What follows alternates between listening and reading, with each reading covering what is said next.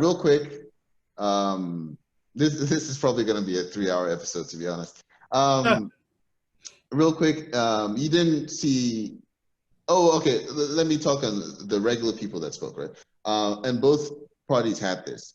There were a lot of video packages of like, small town America. I think there's even one with Biden doing like a little town hall with like 6 people. It's like different videos from different video feeds from different places. And they were talking about why they're supporting the Biden campaign or what they're thinking about the Trump administration and all that stuff. And I thought those were pretty effective. And just to jump the gun a little, I thought the RNC's video packages were also pretty impressive with like the regular people. So I thought that was a hit for both parties. And then you didn't watch Harris's speech, did you? I didn't get a chance to, no. Okay.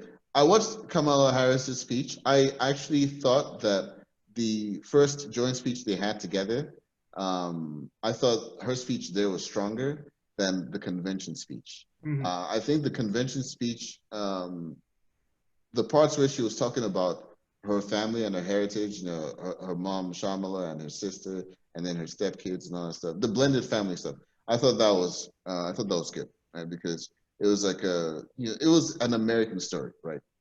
Immigrants, you've got you're marrying into a family where there's already kids. Talking about making Sunday dinner and all that stuff. She felt approachable. Okay. And then when it got to the meat of the speech, about Donald Trump is this and all that stuff. I've seen some Harris speeches.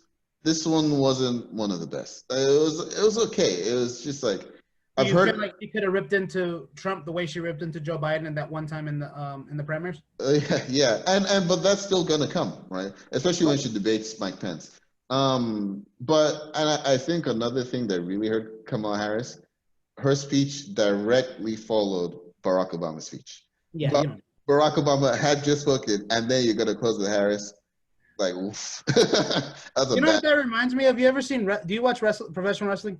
Not as much anymore, but. Well, do you remember? I don't know if you remember the WrestleMania match the first WrestleMania match between Undertaker and Shawn Michaels. It was like so it was like the co-main event. It was the second to last match, and it was so exciting. It was amazing, right? It was just like it made the crowd go all the way up. And then the main event was Triple H versus Randy Orton, and the backstory behind it was incredible because it was like Randy Orton had attacked his wife. And it was supposed to be a big payoff for Triple H or whatever, and the crowd was dead because the crowd just got so high. You never put Barack Obama second to last on any speeches. That I can already tell, even if I haven't listened to Kamala Harris, I can already tell that was probably. But what I can do is I can go and listen to it, and then I can let you know if you kind of get that after the fact because you were listening into it because. I was watching it live, right? Yeah, we could probably talk about how many people do you think are actually watching this post live? Yeah, I would think a very small amount. I don't think. I mean, it might be people DVRing the convention and then going to see speeches like within days of it happening. Yeah. Not anyone is going back after a week and. Okay. So it's just me for the podcast. Yeah. Just because you had to. So, and then the last speech in the DNC was obviously Biden's acceptance speech. I liked it. I thought he did what he needed to do. He spoke about the things he needed to speak about.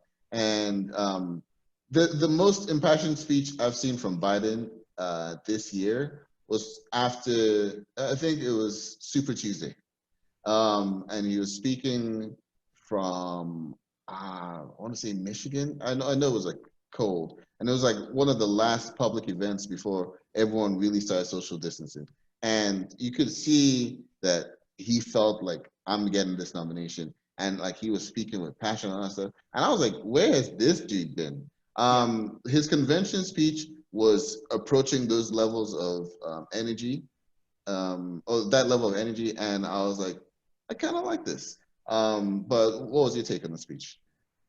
Well, I didn't watch the one after Super Tuesday because I was drinking that night. But this actually, so pre-production, I told you, this actually, out of all the speeches that I watched, was actually my favorite speech. Because I think what he did was he found a way to humanize himself. He made sure to talk about his struggles and how it relates to the American struggle.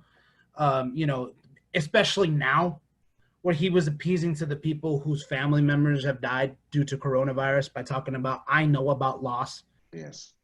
And I think going back to day one where that package speech, because going on to what you were talking about, Andrew Yang, I think it was Andrew Yang that was talking about how he's talked to my son about his stuttering problem because he had that stuttering problem. And the same thing with, and maybe I'm confusing some people, but I remember he talked about, they point that out, how he would talk to some kid, or Kamala Harris might have been the one that talked about it in the package, where she was basically saying, I've seen him stop talking, or go and talk to people, or it might have been Michelle Obama, I forget. I think actually, now that I think about it, I think it was Michelle Obama who said that he'll stop and talk about to a kid that has a stuttering issue and talk to them and, you know, try to make them feel better because he has a stuttering problem. You know, and it was that's the one thing that I did think that they did do a good job at, was humanizing Joe Biden, basically saying, you're not voting for me as a politician because he's been a politician for how many years. You're voting for me because I'm this human that understands these struggles. Because no matter what people say, people might automatically say, oh, he's a politician. He'll not, like, listen, Tiffany Trump talks about how I know what it's like to have to look for a job. No, you don't. but you can't fake loss. Yeah.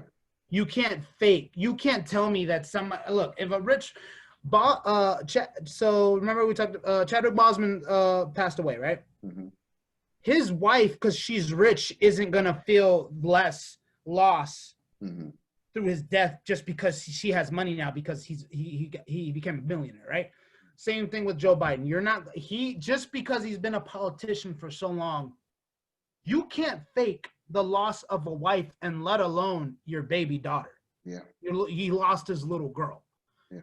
He then later on, while still being vice president and still performing his duties, he lost his son. Yeah. So that was, to me, one of the best parts of, that's the reason why I like that speech versus any of the other speeches, just because it humanized them to that sense that, for me, and I talk about this a lot, as a father, that hit me in a way, because I can't think about that. If that happened to, if that ever happens, then, like, you know, if something were to happen to any of my family members, I wouldn't go to work the next day. But he was still serving as the vice president, even while his son was in the hospital dying. You know. Yeah, or when his sons were in the hospital after the car accident that took his wife and daughter, he was getting sworn into the Senate from beside the hospital bed. Yeah, I do. I remember that look. And I've seen those pictures of it. You know, it's so that's what I think they did a great job with what he did with his speeches. He was able to humanize himself, and then and use that as a way to relate to the American, to the people that might be voted. So Joe Biden did his job on his speech, you know. Yeah. That's what I think. Yeah. All right. Cool. So those are the DNC speeches.